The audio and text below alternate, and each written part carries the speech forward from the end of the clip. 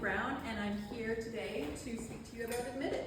But first, I'd like to tell you a story, which is actually my story. So, I'm a single mom of 3 kids, and I regularly do yoga, spin, downhill skiing. I chase my children around, as we all do. My annual physical typically is the only time I ever see a doctor. So quite healthy. But then January of this year, I ended up in the hospital. So one evening, I was doubled over in pain. I couldn't string 2 words together, and I called my parents to come over and help. Quick trip to urgent care, and then admitted to the emergency. A healthy bilirubin, which is your liver enzymes, one of the markers for that, is typically around 15 to 20 if you're healthy, and mine was upwards of 82 unit moles per liter. So my eyes were yellow, my urine was orange, and they were concerned. So they admitted me. It turned out that I had an obstructed bile duct, and so I spent 5 days waiting for a surgeon to be available. My parents, who were watching my children for me, really weren't in a position to come and visit because they were, providing me with the help. 5 days later, I had my gallbladder removed, so I had a laparoscopic cholecystectomy, and I was able to go home for recovery. So where we're focused on Admitted is really, we believe that no one should face a hospital stay unprepared. We uplift one another through care essentials and a shared cycle of gratitude. Our saying is, you're all set. So a little bit about me. I recently repatriated to Canada. I was a executive in a Fortune 500 company leading business strategy for the world's largest med tech launch of a soft tissue robot. In the past, I've been an innovator in partnership with a surgeon, taking a technology from concept through to license. So I have over 20 years of experience in the medical device industry. I'm also an advisory board member at the Biomedical Engineering Department of the UOC and the Pediatric Device Consortium at the University of Minnesota. I have an MBA and a master's in engineering, and I was raised in Calgary, and I'm so happy to be home. So I went to a really cool conference. It was a consumer packaged good conference in April. It's actually where I first discovered YW, and a lot of amazing brands. But one of the brands that I came across was called Ladybits, which was an Edmonton-based company that makes products for women in menopause. And I loved her design. And I asked her, I'm like, who's your designer? And she's like, oh, my daughter's partner. And he's amazing. And I connected with him, and I was just blown away. And he's been on the journey with me, and we'll be doing a lot of the digital pieces. Younger demographic, which I think is supportive, as I'm still learning the whole space of web development, e-commerce, and all of that. So that is wonderful. So today we're going to talk about customer segmentation and the product offering. We're going to go through marketing, some operations, and our financials, and share that this is honestly just the beginning before we wrap it up. So first, I'd like to invite everybody to stand.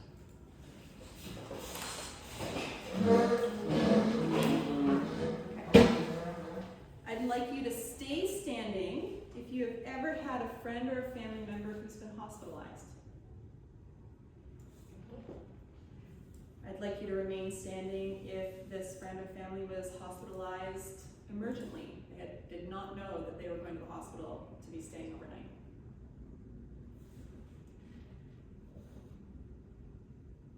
I'd like you to stay standing if you've ever had someone that you wanted to visit in the hospital or wanted to do something for them that was helpful and you just weren't able to do it. So everyone standing here is a potential customer of Admitted. That's 100%. I wasn't expecting 100%. That's pretty awesome. All right, you can sit down.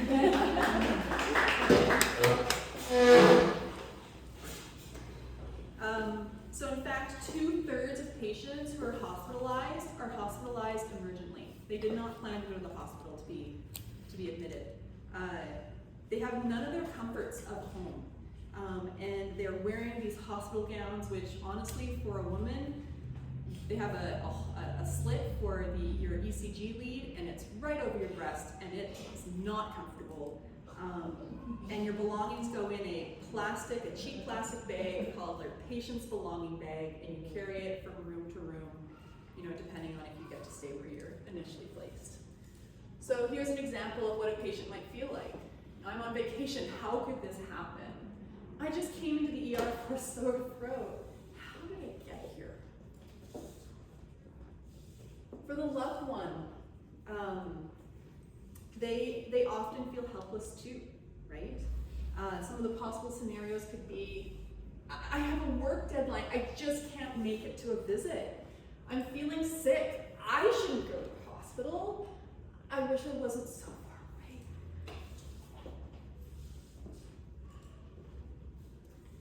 So speaking about, our target customer segments here, I think it's important to recognize that the in-town, drop everything to go and see your family member in the hospital is not our target segment. There's the ones who can show up at your house, pick up the belongings that you need, and get them to your loved one in the hospital. Where we're focusing instead is really these 4 segments, starting from the top, which is probably the largest segment, and working our way down. There's a few smaller segments that I won't speak to. So the first is the busy friend. So she simply can't peel herself away from work, and she just wants to quickly be able to show that she cares. We have the out-of-town daughter. Her dad had a stroke, and she would love to be there and be that person to pick things up at his home, but she just doesn't live locally. She's feeling a way to feel helpful remotely. Chris, the office administrator, she is responsible for coordinating all of the colleagues of the patient to say, hey, let's go pitch in together to get flowers, to get something, or simply the business themselves are interested in offering some kind of support to their worker that's in the hospital. So she's looking to automate the gift selection and delivery. In Alberta, we're lucky we have the Rocky Mountains. So we also have the emergent patient who's showing up by themselves. They're traveling solo and they fell rock climbing, and all of a sudden they're in the Banff hospital. So they're feeling alone, they're bored, and they're really uncomfortable with their surroundings, with all of the noise and the light and everything that's going on. So coming back to my story, I just want to point out a couple of things you probably didn't notice. So first, my room is in a hallway, right? This is a makeshift room with some curtains. My room has a window, I got like a corner office, which is pretty amazing, but that's dark outside, and it's not dark inside. I have this horrible gown, we've spoken about that, and just behind this curtain is the nurse's station, and they don't stop talking in the middle of the night, right? This is the environment that we're living in. Even if you are fortunate enough to be in a room with multiple other patients, you're likely, if your insurance covers it, you're likely not getting a private room. They just don't have them available. And your neighbors are noisy, they have guests visiting, they turn on the lights for different procedural checks in the middle of the night. This is not a restful sleep. So, I have an engineering mind. We spoke about my background. I've interviewed and done market research on a various number of people, and we've landed on this set of curated items. So it's over 20 items, and they're designed to help you connect, engage, feel secure, help you rest, and help you feel cared for. So just highlighting a few of them here. We have our slipper socks. So they have the sticky things on the bottom, grippy bits on the bottom. They're ultra soft and super thick and warm. We have a sample here if you'd like to see. Moldable earplugs. So raise of hands, who has a hard time fitting earplugs in their ears or really does not enjoy sleeping on them? Okay, it's a majority of people, almost all of us. All right, so if you have soft, moldable silicone earplugs, they're canceling out the noise. They stay in your ear. They're molded to you, and they're very comfortable to sleep on. Calgary, we are the sunniest city in Canada. This is amazing. We're also the driest city in Canada. And they'll give you Vaseline, but you did not plan to have extremely dry lips and dry skin while you were there. favorite items is our admitted blanket. So Doug here is demoing our admitted blanket for us. Not only is it a soft, large blanket, bigger than me, it also wraps around you like a cape and snaps under the arms, providing you with an IV pole accessible sweater while you're in the hospital. And as you're walking around, you have the discretion of it covering your backside, as well as a pocket to carry your cell phone or your belongings.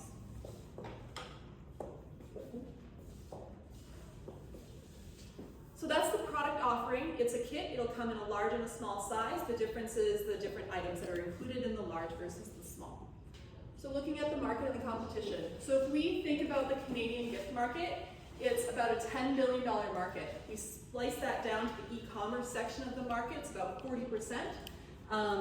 That segment that splits into the sympathy and the get well gifts is about 10% of that. 90% of that is urban, and 6% of that urban area is in Calgary. If I was able to capture 5% of that market, that's about a $1 million opportunity a year. So what we're up against. So put your mind in the frame of, well, honestly yourselves. What are you thinking about when you want to give something to someone who's admitted to the hospital? You may fall into these three different categories. You're going to have something delivered to them at the hospital. You may think of, I'm going to pop by Walmart and get them something that I can bring to them while I go, or maybe I can do something that would be more tangible. They don't need a thing, they need something tangible. Maybe I can clean their house, or I can make them something really cool, or those pieces, which also we have some philanthropic opportunities in there. Where I'm going to talk to you about today is, am I over? Okay, is delivered gifts. All right, so often we think about delivered gifts, e-commerce, you think about Amazon, Etsy, there's definitely opportunities there, but the delivery time is too long. We have the Kits for Cause, which is a philanthropic opportunity for people to receive kits from a donation aspect. My most closest competitor is Get Well Goods, which is founded by a person who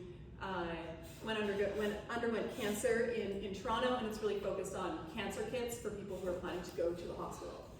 So if you compare and look across these different opportunities, Admitted really stands out in the market with a unique product offering, providing practical, patient-focused items, timely delivery, and really providing that enhanced patient comfort. From a marketing opportunity, we're really focusing on two key segments. One is the business to customer, and one is to consumer. One is the business to business. Slightly bifurcated strategy according to those two different segments. From an operations perspective, I've identified all of the suppliers. I've coordinated with a freight forwarder that's Canadian-based to be able to pull it all together, ship it across seas, receive it at my house, assemble the product, and then designed a contract delivery driver process with optimized route, and if you order, for instance, by 5 o'clock, you'll get it that same night. So where we're at today, we have started the business, we've validated the need and de-risked the business model. We have initial inventory and identified our freight forwarder. I've secured the designer, and we've already done a refresh to our brand, and we're in the process of pulling together our e-commerce site. We hope to launch by the end of this calendar year, and then we'll start to build operational capacity and expand further. So if you look at our revenue versus our net profits over time, we'll become profitable by 2030, and our revenue will reach over $1 million by 2031, with expansion into the rest of the urban areas in Alberta in 2028, Western Canada in 2031, and strategically targeting the high west part of the United States. So as I mentioned, this is really only the beginning. So we are planning for an entire ecosystem focused around the patients and their care and their loved ones. Some of our key ideas, one of the things we will be launching with our duffel bags is Uplifted, which is going to be a nonprofit that focuses on enabling patients to really show their gratitude towards the nurses that have cared for them. And then our second phase will be focusing on discharged apparel, where we can really turn those medical experiences into bold, cheeky, and creative apparel so they can express themselves out in the world. I I have further ideas that we're currently vetting out and not quite ready to share yet. So, Admitted, I believe, is strategically positioned to win. This is an untapped market opportunity that resonates with customers. It's a business model that delivers where our competition is falling short, and our leadership is really where it matters most, with exceptional business acumen and the e-commerce and digital experience. So my ask of you today is twofold. Spread the word. We're launching in December, and as I look to focus on the B2B opportunity, is connections within the Calgary corporate administrative professional space, so I can start to make those connections. And with that, thank you very much.